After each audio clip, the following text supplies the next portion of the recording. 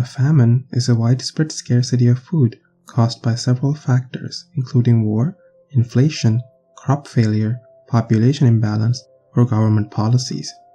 Every inhabited continent in the world has experienced a period of famine throughout history. Let's take a look at 5 catastrophic famines that brought countries to the brink of destruction. The Kangi Famine occurred in Japan during the years 1229 to 1232, and it is considered by some to be the worst famine in Japanese history. It is believed to have resulted due to volcanic eruptions around the world. The eruptions caused unusually cold and damp weather even during the summer times. In 1230, snow was falling in central Japan in the summer. The change in weather caused many of the harvests to die out. As a consequence, the death toll started to rise. In one state in central Japan, about 20% of the cultivators died in less than a month. As the death toll kept rising, law and order broke down, and people started to raid neighboring peninsulas for food. The famine also led to numerous fights between on-site warrior landlords and individuals, with many states unable to pay taxes. The most important countermeasure taken to try and reduce the impact of the lengthy crop failure was the legalization of the sale of human beings. When a family was faced with starvation, members might choose to sell children or other kin in return for grain, at the same time ensuring enough to eat for the sellers and the person to be sold. The official authorization of selling human beings showed how severe the famine had become. Though the policy helped to spread starving victims around to people who could take care of them, it also ripped many families apart. Due to this, the fertility rate dropped and recovering from the famine became even more difficult. The famine also expanded the size of the servant class considerably, and it remained a significant proportion of Japanese society for the next 400 years. In the spring of 1315, unusually heavy rain began in much of Europe, and throughout the spring and summer it continued to rain, with the temperature remaining cool. This started a chain reaction which eventually led to the death of millions of people and a period marked by extreme levels of crime, disease, and even cannibalism. As the temperatures were cool, the grain crops failed. At the same time, straw and hay for the animals could not be cured, and so the death of livestock was next. At this point, the price of food started to increase, and in England, the prices doubled within a period of few months. As the weather kept remaining cold and wet, people were unable to obtain the salt as they had no way of evaporating the brine. This meant meat could no longer be preserved, since at the time, salt was predominantly used for that purpose. By this point, the peasants could no longer afford bread as the prices were increased by 320%. People began to harvest wild edible roots, plants, grasses, nuts, and even bark in the forests.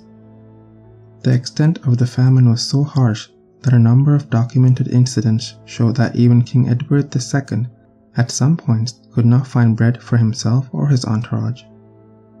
It was a rare occasion in which the King of England was unable to eat. In 1316, the rain had not lessened, and Europe was deprived of energy and reserves. The peasants were affected the largest, and at the time, they made up 95% of the population. To provide some measure of relief, the future was mortgaged by slaughtering the draft animals, eating the seed grain, abandoning the children to fend for themselves, and among old people, voluntarily refusing food for the younger generation to survive. The chronicles at the time also noted many cases of cannibalism. In the summer of 1317, the weather returned to its normal patterns. However, by this point, people were weakened with disease, and much of the stock seeds were already eaten. It wasn't until 1325 that the food supply returned to normal, and the population started to increase again. In the summer of 1695, excessive rain fell, falling almost constantly from June 24th to September 29th. This excess rain destroyed crops and hay as the low-lying lands became flooded. This resulted in a shortage of seeds for the following autumn and spring sowing seasons. The winter that followed was bitterly cold and lasted until May, leaving little time to sow the seeds. Even then, heavy rain started to fall throughout the summer, and the harvest became smaller and smaller. In some areas, the crop yield was little as 3%. By the end of the summer, in 1696, many peasants were destitute and hungry. Farmhands, servants, and even some members of the nobility were reduced to begging. By autumn, famine had taken hold, and by October, the death rate began to rise. Peasants, orphans, and the elderly began to die of starvation, and the spring snowmelt of 1697 revealed many corpses. The winter was so severe that the corpses could not be buried until the following spring. It is estimated that 1/5 of the population of Estonia perished. In June of 1783, the volcanic fissure named LAKI started to erupt until February of 1784, a period of 8 months. The devastating consequences of this led to the death of approximately 25% of the Icelandic population. The explosion of the volcano produced 14 cubic kilometers of basalt lava.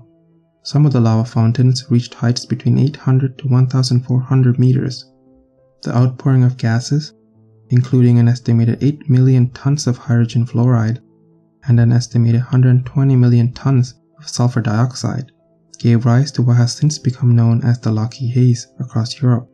This was absolutely disastrous for Iceland. An estimated 50% of the livestock died due to the amount of hydrogen fluoride that was released. The harvest also failed due to acid rain, which were strong enough to burn holes in leaves, kill trees, and irritate skin.